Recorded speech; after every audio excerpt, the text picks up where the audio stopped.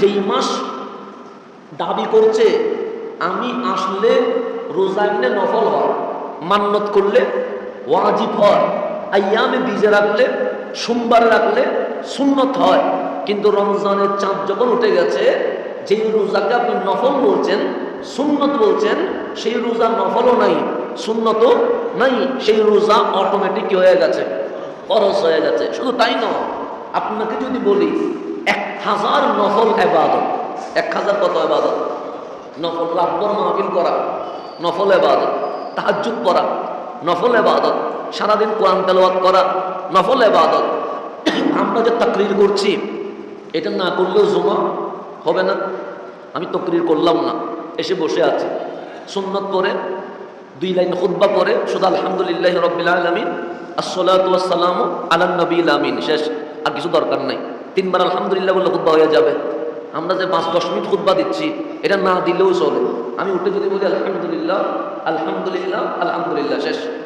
আর খুতবা ওয়াজিব কি হয়ে গেছে? সুন্নত ওয়াজিব আদায়। আমি পরে যে সুন্নত আপনারা শুনেছেন কি হয়ে গেছে? ওয়াজিব। সুন্নত ওয়াজিব কি হয়ে গেছে?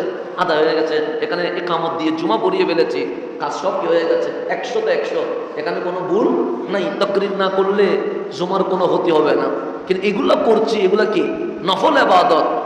1000 নফল ইবাদতকে যদি এক পাল্লায় রাখি, ফজরের 1 রাকাতকে আরেক পাল্লায় যদি রাখি, কোনটা দামি হবে? ফজর দামি হবে। ফজরের 1 রাকাত কোটি নফল ইবাদতের চেয়ে আরো কোটি গুণ কি হয়ে গেছে?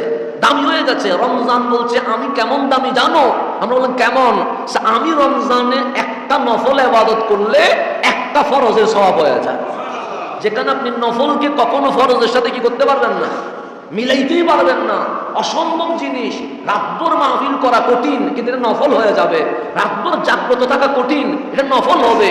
রাতভর জাগ্রত থাকার চেয়ে 2 রাকাত ফরজ নামাজ ফজরের পড়া এটা কোটি গুণ কি হবে?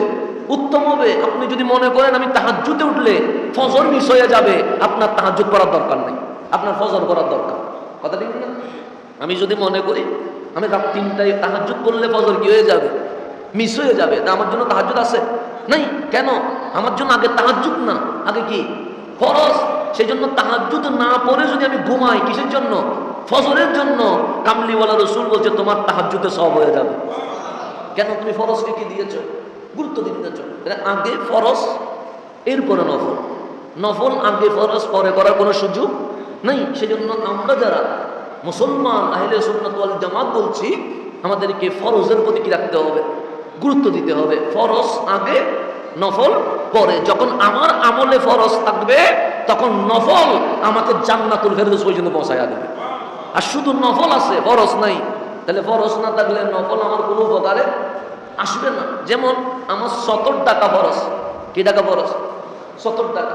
70 মানে আমার এই পর্যন্ত কি বড়া, কাপড় বড়া ফরজ।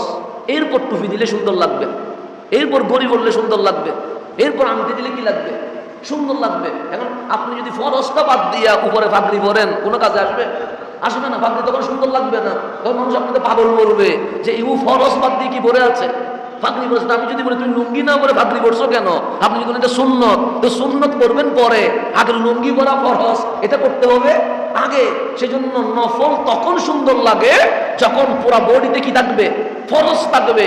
ফরজ নাই, নফল করলে কোনো কাজে আসবে না। আর রমজান এত গুরুত্বপূর্ণ, রমজান বলছে একটা ফরজ আদায় করলে কমপক্ষে 70টা ফরজের সওয়াব পাওয়া, এটা কমে।